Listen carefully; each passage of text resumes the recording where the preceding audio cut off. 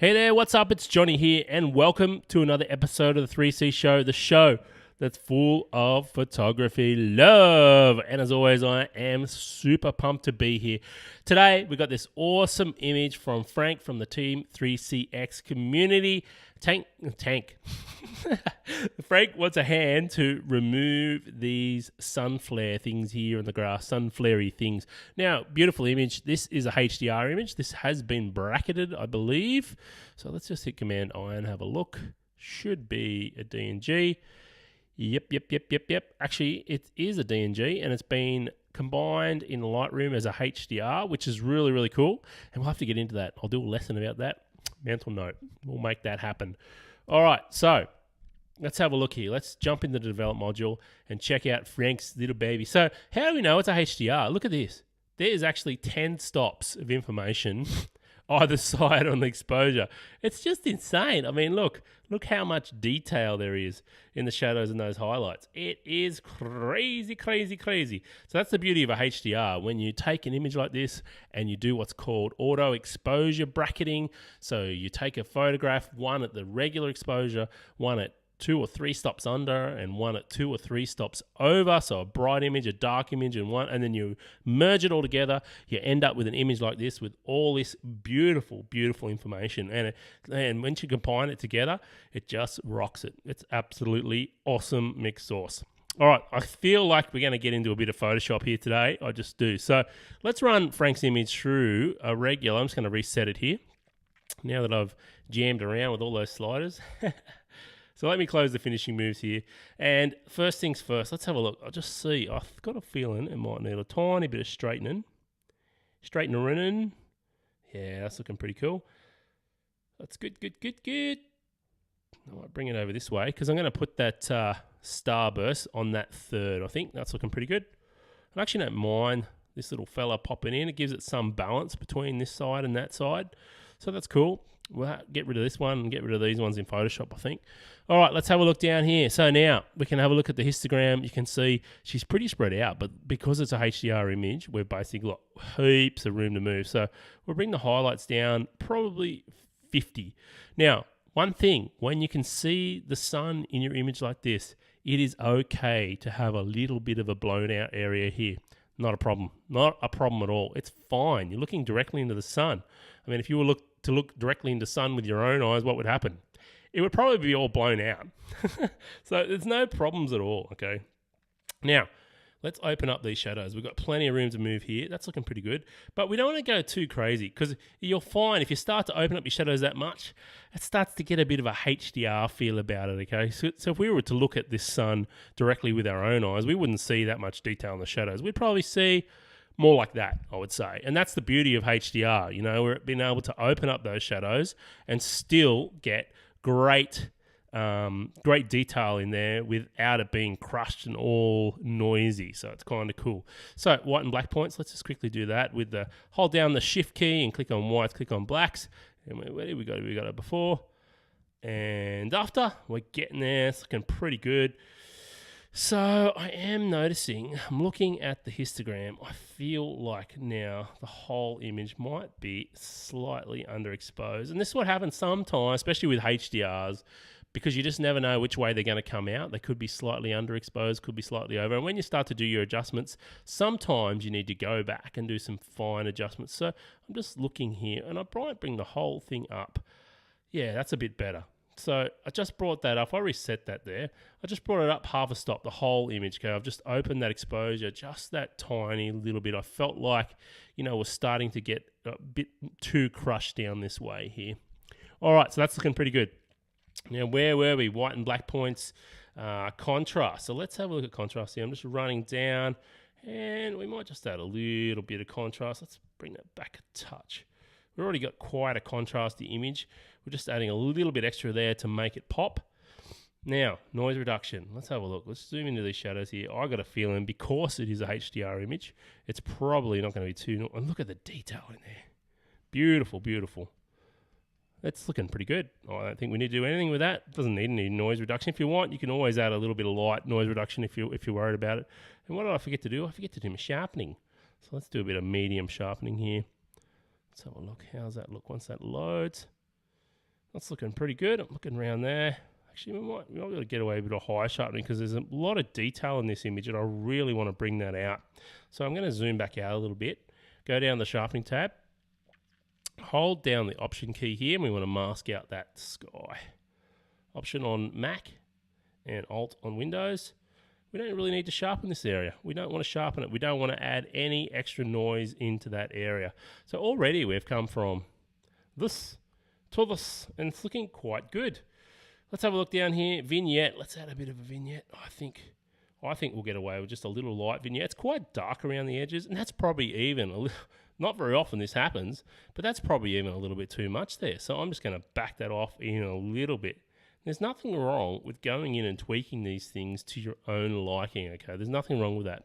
And as these things tick down, you can see the shadows are probably getting crushed a little bit too much. So it's okay to double back and go, all right, so let's bring them shadows up just a touch. There's nothing wrong with that, just a touch. That's looking good. Before, after. I'm loving where that's going. Looking good, looking good, looking good. Now, one thing I realized I just skipped, and the reason why I skipped it, because the white balance looks quite natural. I didn't even bother touching it because it is, I should have mentioned this, on as shot, so out of camera, you've nailed the white balance there, buddy. So it looks great. I don't think we need to do anything with that. So we're moving on down. We've done contrast, we've done sharpening, we've done vignette. We might add a bit of medium vibrance there. And I'm not going to worry about saturation right now. Actually, you know what? Let's reset that. Let's go with saturation. Bit of medium sat. Actually, light sat. I don't want too much there. Clarity dehaze, not worried about those. We've got good detail and everything. Now, one thing I was thinking, looking at this image, I'm thinking to myself, you know what? I'd love to make those blues just pop just that touch more. Okay, so we can do what's called a localized adjustment there, just with the blue tones. So we go up here to the HSL tab. And I just think maybe we're just going to add a little bit more saturation into the blues. So we've got this targeted adjustment here. And as I hover over, you can see just here, Lightroom is going to select that color range for us. Because sometimes the blues, it could be a bit aqua blue, it could be purple blue. So it's going to move those couple of sliders together. So if I click on that and I just lift up just a touch there, it's just going to add a slight, and you can see it's even moved the aqua there because there's a slight bit of aqua. It's moving the aqua slider, and I'm just bouncing back and forth, having a look at that area there. I'm just want a slight little bit of saturation there. And if I turn that off and on, you can see it's just made a slight difference. And I think, you know what? Honestly, I don't think this image needs anything else. So let's throw it over to Photoshop. So Command E is going to export my image over to Photoshop. It's going to take a second, guys, so just let that happen. So if we had some elevator music, I'd play now. Or if I had a singing voice, I would sing now. But neither of those things are going to happen today. So, yeah, sorry to disappoint. Yes, anyway, it's all good. Talking a bit of smack. And anyway, talking about sun flares. My gut feeling is if you can see the sun in your image, right? If you can see the sun, there is absolutely nothing wrong with having sun flares, okay? Now, if you just purely don't want them in your image, that's okay too. There's no problems with that. You can take them out as well. So it doesn't really matter. So my Photoshop is doing its thing here. So we are in the Photoshopical. All right, so first things first. Now, there's a couple little things. This thing here, this thing we want to take out. We'll have a go at him as well. And these sun flares, we're going to have a go at those and remove those as well. Now, personally, I probably would have taken these out. And I'd definitely fix this. You know, I don't want to crop it in anymore. I like the crop. And I would remove this little fella here because it's just a border patrol / distracting element. That's what I'm trying to say. Funny. All right, so, Photoshop's just running all over the screen here. Sorry about that. Let's get it back into place. All right, so, spot healing tool. This little tool, it's a ninja. So Command plus here to zoom in, space bar to move around our image, and I'm just going to click on him and boop, he's gone. So let's have a look at these. I wouldn't try and do all these all at once, okay? I would just take it a bit easier and do the little blotches at a time and just take your time with it. And Photoshop will do a pretty good job of this. You may find if we get some doubling up of areas or you know, some, cloning of the same thing. We may have to go in and just sort it out with the clone stamp tool. Yeah, sometimes I think that's looking pretty good. That's not bad. That's not bad. Now this one, it's a bit trickier. So instead of going with that, I'm going to try something a little bit different here, and I'm going for the lasso tool over here, lasso selection tool, and I'm just going to draw a little circle around him here. And what I'm going to do is I'm going to right click that, and I'm going to go down here to fill. Now in fill, it's got this magical thing called content aware. And if I hit the OK button, Photoshop should technically have a little go at trying to fix that area. And that's not too bad. Like, would I say it's perfect? Nope. But is it close? It's pretty close. So if I go back over here, over here to my spot removal tool now, and I just do some little localized spot removaling, whatever you want to call it, spot removing, I think that's going to fix that up pretty good. Yeah, it's not bad. It's not bad. But I think we can do a little bit better. So I think what I want to do is I want to add some more texture back into that area. So here's where, sometimes you just got to do a couple of little things to get your image where you want it, okay? And there's nothing wrong with that. All right, so I've gone for the clone stamp tool. That's this little fella over here. And I've got the opacity, around 50-50, 40-40. So a flow and opacity down, and we only want it to affect the current layer. So I'm going to hit the Option key. And what I'm doing is I'm just moving some texture around the image. So we want to get rid of some of this cruddy looking stuff. There's sort of this white, hazy, it looks like we've been in and cloned some stuff out basically. So I'm just adding a little bit of texture back into those areas, and that's going to help fix the illusion of us being in there and move some pixels around. So I'm just painting, just filling it in. That's looking pretty good. Looking pretty good. And if we wanted to, you can sort of see where we've fixed this area here too. So to change, to just sort of hide some of that in there, I'm just painting a little bit of 50% clone stamp tool. And if we zoom out, that's looking pretty good. I'm pretty happy with that. We could spend a bit more time maybe in here, but that's all in all, that's pretty good. I'm happy with that. That's a pretty good effort. All right, now, one last thing to fix. So we're going to go back to the lasso tool here, and I'm just going to draw around. I'm going to do the exact same thing again. Draw around the edge of this little fella, and I'm going to right-click, go to Fill, Content Aware, and hit OK. And just let Photoshop tick along there. It's got a bit to do, and that's bloody excellent.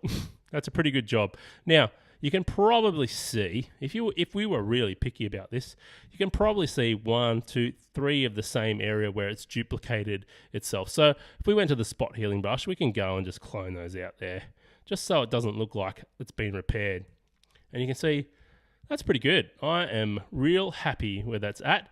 So I'm just going to hit Command S, and that's going to save our image now back into the Lightroom, and we can compare the before and after there. Yeah, you can see why I don't sing or do elevator music. I'm definitely a photographer, tone deaf, rhythmless photographer. Oh, I can tap. Yeah, that's why I don't do it. Anyway, we're nearly saved. Back over. Let's have a look. Let's have a look. Saving there. So let's just bring this up so we've got a bit more space here. Get rid of these panels. And if I hit the L key, it's going to give me lights out. So this is the before those changes there, and that's the after. So here's the total before. All right, and here is the after. When it loads, it's quite a big file now. It's come back as a TIFF. So you can see what a cool, epic image. Absolutely smashed it. Love the composition. The HDRs worked perfectly, and you can see, HDR gets a bit of a bad rap, and technically, you can easily overdo it with a HDR, and you can cook it and make it look some hypercolor rainbow land, but you can see you can also go the other way, capture all that beautiful dynamic range there using HDR and creating a beautiful natural looking image, and I think that's just gorgeous. I think you've absolutely smashed that, buddy, and thank you for sharing. So as you can see, just a few steps there, and we've taken this image from this little bad boy, there he is, into Lightroom and back. Anyway, We're taking it from this little bad boy here, remove these couple of little distracting elements here, and turn it into this epic image that I'd be happy to post anywhere. Or even, if I was you, buddy, I'd probably get this printed because that's a nice image. You know, those complementary colors of that warm sun and that blue sky always make Johny happy. All right, guys, that's it for this week. I hope you enjoyed it. And as always, if you need a hand for something, email me at help@3colors.co because I'm here to help you with your photography. All right, this has been Johny for 3colors, 3colors.co, the site and the show that's full of photography love, and I'll talk to you again really soon. All right, I'm out. Peace.